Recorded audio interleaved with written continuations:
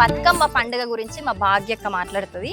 అందరు మంచిగా ఉన్నారు. బతుకమ్మ పండుగ అంటే ఆడపడుచులందరికీ ఆనందదాయకమైన పండుగ.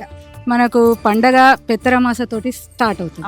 మహా అమావాస్య అని అంటారు, ఎంగిలి పూల బతుకమ్మ అంటారు. ఆ రోజు నుంచి స్టార్ట్ అయ్యి 9 days మనం డైలీ బతుకమ్మను పేర్చి గుడికి తీసుకెళ్ళి అక్కడ అందరూ అమ్మలక్కలంతా చేరి చిన్నపిల్లలు ఆడతారు, పెద్దవాళ్ళు ఆడతారు. అంటే ఈ పండగ సందర్భంగా అందరూ కలిసి అన్ని రకాల ముచ్చట్లను షేర్ చేసుకుంటారు అన్నమాట. అన్ని రకాల పూలను, బతుకమ్మను, ప్రకృతినే మనం బతుకమ్మగా గౌరీదేవిగా భావించి పూజిస్తాం. అలాగే రెండో రోజు చేస్తారు. రెండో రోజు అటుకుల బతుకమ్మ అంటారు.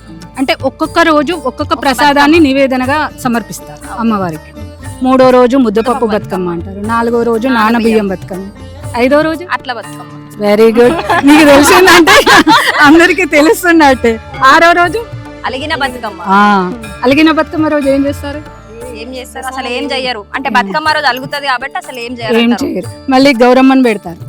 గౌరమ్మను పెట్టి అమ్మవారికి సమర్పించి మనం చెరువు దగ్గరికి వెళ్ళి దాన్ని కూడా చెరువులో వదులుతారు. వదిలి మళ్ళీ పసుపు గౌరమ్మను, ఒక గౌరమ్మను వదులుతారు, ఒక గౌరమ్మను ఉంచుతారు. దాన్ని కూడా అందరికి మనం పంచుకుంటారు. ఇస్తారు. అది కూడా పసుపు కుంకుమ మనం స్వీకరిస్తున్నట్టు కదా. అమ్మవారి పసుపు కుంకుమ మనం స్వీకరిస్తున్నామంటే ఎంత సంతోషం. ప్రపంచంలోని తెలంగాణ ఆడబిడ్డలందరికీ సిఎంఆర్ షాపింగ్ మాల్ తరఫున బతుకమ్మ పండుగ శుభాకాంక్షలు.